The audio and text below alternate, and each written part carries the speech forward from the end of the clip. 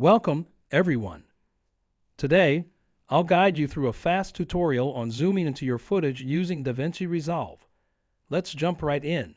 First, add the clip you'd like to zoom into on your timeline. Position the playhead where you want the zoom to start. Then, head over to the Inspector panel and click on the Video tab.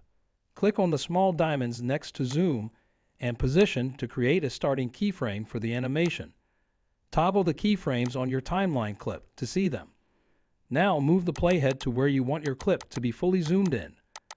Adjust the zoom and position values in the inspector to zoom in on the desired part of your clip. This action will create new keyframes for the animation.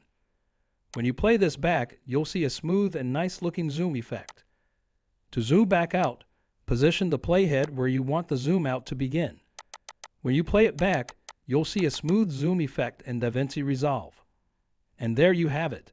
That's a quick tutorial on how to create a zoom effect in DaVinci Resolve.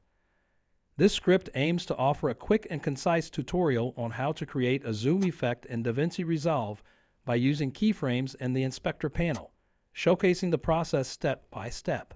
If you want to watch more videos like this, please subscribe to this channel and don't forget to like it.